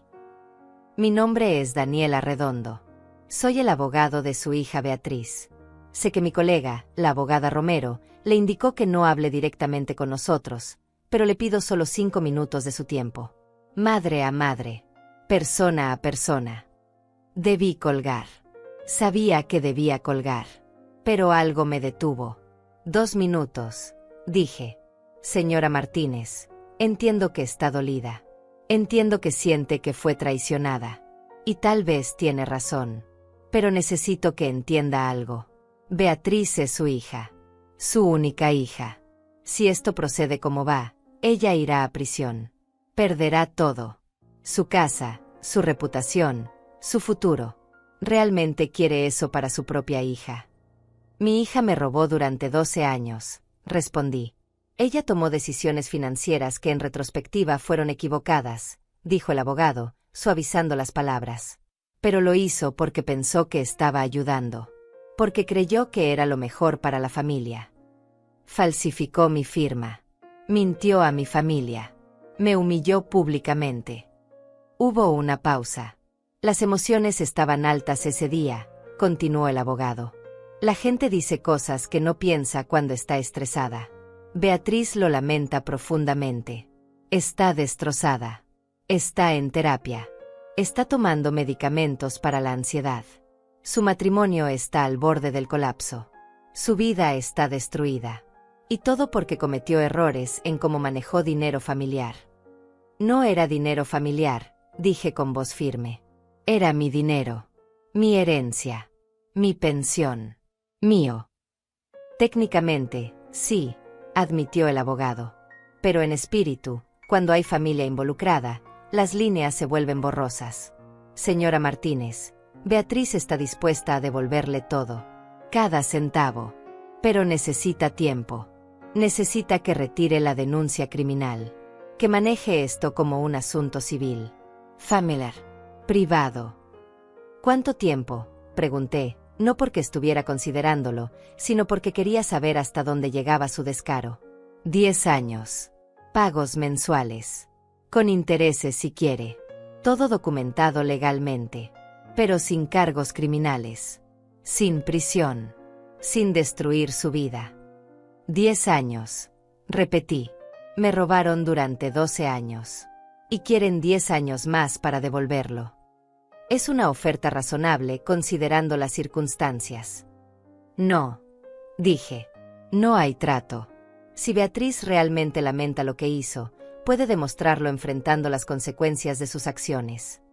Señora Martínez. Colgué. Mis manos temblaban. Mi corazón latía acelerado. Pero me sentía poderosa. Por primera vez en mucho tiempo, me sentía con control. Le conté a la abogada Romero sobre la llamada. Ella no estaba contenta. Eso fue una violación ética de su parte, dijo. Voy a reportar este contacto. Pero me alegra que no se diera. Porque, señora Martínez, lo que le ofrecieron era una trampa. Si hubiera aceptado, habrían usado su aceptación de negociar como evidencia de que tal vez las acusaciones no eran tan serias. De que tal vez era solo un conflicto familiar. Esa noche, Cecilia cocinó. Hizo el guiso de pollo que nuestra madre solía hacer cuando éramos niñas. Nos sentamos a comer en silencio, cada una perdida en sus propios pensamientos. ¿Te arrepientes?, preguntó finalmente mi hermana. Pensé cuidadosamente antes de responder. Me duele, admití. Duele saber que mi hija está sufriendo. Que su vida está cayéndose a pedazos. Duele porque todavía la amo, a pesar de todo. Pero no me arrepiento. Porque si no hago esto, si dejo que se salga con la suya, el mensaje es que está bien. Que puede hacer lo que quiera. Que las madres son eternas víctimas que siempre perdonan. Y no puedo vivir siendo esa mujer. Cecilia asintió. Mamá estaría orgullosa de ti. ¿Tú crees?, pregunté. Nuestra madre había sido una mujer tradicional. Familia ante todo. Perdona siempre. Mantén la paz. Sí, dijo Cecilia con certeza. Porque mamá también tuvo que ser fuerte cuando nadie la apoyaba. Cuando papá murió y la dejó con deudas. Cuando todos le decían que vendiera la casa. Ella se mantuvo firme. Hizo lo que tenía que hacer. Como tú ahora. Esa noche dormí mejor que en días. Porque sabía que sin importar lo que viniera, sin importar cuánto doliera, estaba en el camino correcto. La verdad dolía. Pero las mentiras habían dolido más. Y por primera vez en 12 años, vivía en la verdad. El viernes llegó con una llamada que cambiaría todo. Era la abogada Romero, y su voz sonaba diferente. Más seria. Más formal. Señora Martínez, el fiscal del distrito ha revisado el caso. Van a proceder con cargos criminales contra Beatriz y Fernando. La audiencia preliminar está programada para el próximo martes. Mi corazón se detuvo por un segundo. ¿Qué significa eso exactamente? Significa que esto ya no es solo una investigación. Es un caso criminal oficial. Beatriz y Fernando enfrentarán a un juez. Se les leerán los cargos formales. Tendrán que declararse culpables o inocentes. Colgué el teléfono y me quedé sentada en silencio. Era real. Completamente real. Mi hija iba a estar frente a un juez enfrentando cargos criminales por robarme. Media hora después, comenzaron los mensajes. Pero esta vez no eran de Beatriz ni de Fernando. Eran de otros familiares. Mi primo Antonio. Ivone, por favor reconsidera. Beatriz es familia. ¿Realmente quieres mandarla a prisión? Una tía lejana. Esto es demasiado. Las familias resuelven sus problemas en privado, no en cortes. Incluso Aurora, quien me había devuelto el dinero, escribió. Ivone, apoyo que recuperes tu dinero, pero ¿cargos criminales? No es demasiado. Cecilia leyó los mensajes conmigo. La presión social va a aumentar, dijo. Ahora que es oficial, todos van a tener una opinión. Tenía razón. Durante el fin de semana, mi teléfono no dejó de sonar. Primos que no hablaban conmigo en años de repente, tenían mucho que decir sobre el perdón y la familia. El sábado por la tarde recibí una visita inesperada. Mi hermana abrió la puerta y encontró a Fernando parado ahí. Solo. Sin Beatriz. Por favor, dijo. Solo 10 minutos. Necesito hablar con Ivone. Cecilia lo dejó entrar, pero se quedó presente. No iba a dejarnos solos. Fernando se veía terrible. Había perdido peso. Tenía ojeras profundas. Su ropa, normalmente impecable, estaba arrugada. Ivone, comenzó, su voz quebrándose. Vine a decirte la verdad. La verdad completa. Me senté más derecha. Te escucho. Todo fue idea mía, dijo. Beatriz no quería hacerlo al principio. Cuando Antonio murió y nos confiaste ese dinero, yo fui quien sugirió usarlo para la casa. Yo fui quien dijo que podíamos manejarlo sin que te dieras cuenta. Yo fui quien empezó a sacar dinero de tu cuenta. Cecilia resopló. Qué conveniente. Ahora que hay consecuencias, todo fue tu culpa. Es la verdad, insistió Fernando. Beatriz solo seguía lo que yo decía. Ella se sentía mal, pero yo la convencía de que estábamos haciendo lo correcto, de que era para el futuro de la familia, de que tú estarías mejor si nosotros manejábamos el dinero. ¿Y las firmas falsificadas?, pregunté. También eso fuiste tú. Fernando bajó la mirada. Yo practicaba tu firma. Yo llenaba los formularios. Beatriz solo no me detuvo. ¿Y la humillación pública? ¿Arrancar mis fotos de la pared? ¿Llamarme inútil frente a 40 personas? Mi voz subió de volumen. Eso también fuiste tú. Fernando cerró los ojos. Ese día, estábamos desesperados. Habíamos recibido una notificación del banco sobre irregularidades. Sabíamos que estabas investigando. Pensamos que si te hacíamos sentir mal, si te alejábamos, tendrías miedo de actuar contra nosotros. Fue cruel. Fue horrible. Y lo lamento. No lo lamentas, dije firmemente. Lamentas que los hayan descubierto. Fernando se arrodilló frente a mí. Literalmente se arrodilló. Por favor, Ivone, retira los cargos. Yo me declararé culpable de todo. Yo iré a prisión. Pero deja a Beatriz fuera de esto. Ella es tu hija. No merece esto. Miré a este hombre arrodillado frente a mí. Este hombre que me había robado durante años. Que me había humillado. Que había destruido mi confianza. Levántate, dije. Fernando se puso de pie lentamente. Si realmente quieres proteger a Beatriz, continué, entonces enfrenta las consecuencias de tus acciones. Ambos las enfrentan. Porque esto no se trata de venganza. Se trata de justicia. Y la justicia no hace excepciones para la familia. Fernando se quedó en silencio por un momento. Luego asintió derrotado y se fue. Después de que se fue, Cecilia me abrazó. Eso fue difícil. Todo esto es difícil, admití. Pero es necesario. El domingo recibí algo que no esperaba. Un sobre entregado por mensajero. Adentro había una carta de Beatriz. Pero esta era diferente a la anterior. No había manipulación. No había excusas. Decía simplemente, mamá, tienes razón. Hice cosas imperdonables. Tomé decisiones que destruyeron tu confianza y tu vida. No espero que me perdones. Solo espero que algún día entiendas que te amé. Que todavía te amo. Aunque no lo merezca. Beatriz. Leí la carta varias veces. Había algo diferente en el tono. Algo que se sentía como rendición. Como aceptación. El lunes, la abogada Romero me llamó con una actualización. Fernando se ha ofrecido a declararse culpable de todos los cargos a cambio de que retiren algunos cargos contra Beatriz. Es una estrategia común. Uno toma toda la culpa para proteger al otro. ¿Y qué pasa si acepto eso? Beatriz todavía enfrentaría consecuencias, pero menores. Tal vez libertad condicional en lugar de prisión. Pero Fernando iría a prisión con certeza. Probablemente entre 7 y 10 años. 10 años. Fernando pasaría 10 años en prisión. ¿Qué recomiendas? Pregunté. Legalmente, no importa lo que yo recomiende. Es su decisión, señora Martínez.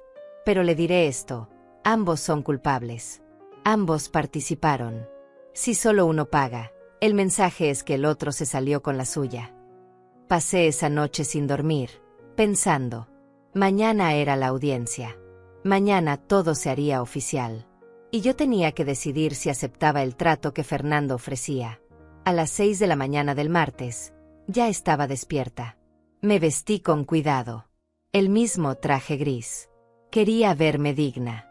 Fuerte. Cecilia me acompañó a la corte. Cuando llegamos, vi a Beatriz y Fernando en el pasillo con su abogado. Beatriz me vio y sus ojos se llenaron de lágrimas. Fernando simplemente miraba al suelo. La abogada Romero se acercó. Ha tomado una decisión sobre el trato. Respiré profundo. No hay trato, dije. Ambos enfrentan las consecuencias. Completas. Entramos a la sala del tribunal. Y por primera vez en 12 años, me sentí completamente en paz con una decisión que involucraba a mi hija. Dolía. Pero era correcto. La audiencia duró 2 horas. Vi a mi hija declararse culpable de fraude y falsificación. Vi a Fernando hacer lo mismo. Escuché al juez leer los cargos con voz firme y clara. Y cuando me pidieron que hablara, lo hice. No estoy aquí por venganza, dije mirando directamente a Beatriz. Estoy aquí porque durante 12 años confié en ti. Te di todo lo que tenía. Y me lo quitaste mientras me decías que me amabas. Necesito que entiendas que las acciones tienen consecuencias. Que la familia no es una excusa para el abuso. Beatriz lloraba. Fernando tenía la cabeza baja. El juez tomó notas. Al final, el juez dictaminó que ambos enfrentarían juicio completo en 2 meses. Mientras tanto, la orden de embargo de la casa se mantenía. Los activos congelados permanecerían así hasta el veredicto final. Salí de esa corte con la cabeza en alto. Las semanas siguientes fueron extrañas. Silenciosas. Algunos familiares dejaron de hablarme. Me llamaron cruel, vengativa, mala madre. Pero otros, como Aurora, como Teresa, como mi hermana Cecilia, se mantuvieron a mi lado. Un mes después, recibí una llamada de la abogada Romero. Señora Martínez, Beatriz y Fernando han cambiado su estrategia.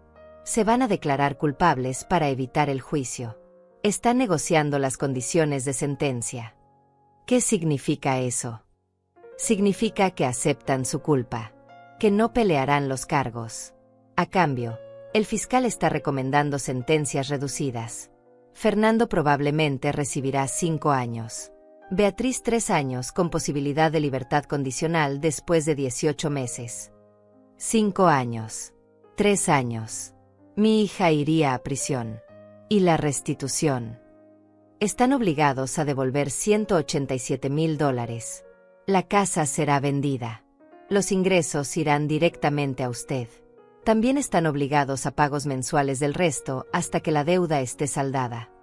2 meses después, en una mañana fría de septiembre, recibí una transferencia bancaria. Era el dinero de la venta de la casa de Beatriz. $143,000 después de pagar la hipoteca pendiente. Miré el balance en mi cuenta. Por primera vez en años, tenía dinero. Seguridad. Futuro. Pero no sentí victoria.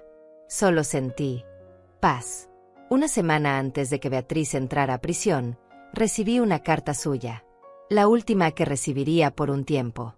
Mamá, voy a usar este tiempo para pensar. Para cambiar. Para entender que me llevó a lastimarte tanto. No te pido perdón porque no lo merezco. Solo te pido que sigas viviendo. Que uses ese dinero para ser feliz. Que no dejes que lo que yo hice defina el resto de tu vida. Te amo, aunque ya no tengo derecho a decirlo. Beatriz. No respondí la carta, pero la guardé. Hoy, 6 meses después, vivo en un apartamento nuevo. Más grande. Más luminoso. Pago mis cuentas sin preocupaciones. Ayudo a mi hermana Cecilia cuando lo necesita. Salgo a cenar con Aurora. Vivo. A veces pienso en Beatriz. Me pregunto cómo está. Si realmente está cambiando. Si algún día podremos tener una conversación honesta. Pero ya no vivo esperando. Ya no vivo en función de ella. Vivo para mí. Para la mujer de 71 años que decidió que su dignidad valía más que la aprobación familiar. Que decidió que el silencio no era debilidad, sino estrategia. Y si hay algo que quiero que otros entiendan de mi historia es esto: el amor verdadero no te destruye. La familia real no te roba. Y cuando alguien te lastima, no importa quién sea, tienes derecho a defenderte. No eres cruel por poner límites. No eres mala por exigir respeto. No eres vengativa por buscar justicia. Eres humana. Y mereces dignidad. Ese día, cuando vi a Beatriz arrancar mis fotografías y arrojarlas a la basura, pensé que mi vida había terminado. No sabía que en realidad estaba comenzando. Porque a veces, para encontrarte a ti misma, primero tienes que atreverte a perder todo lo demás. Incluso a tu propia hija. Y sobrevivir para contarlo.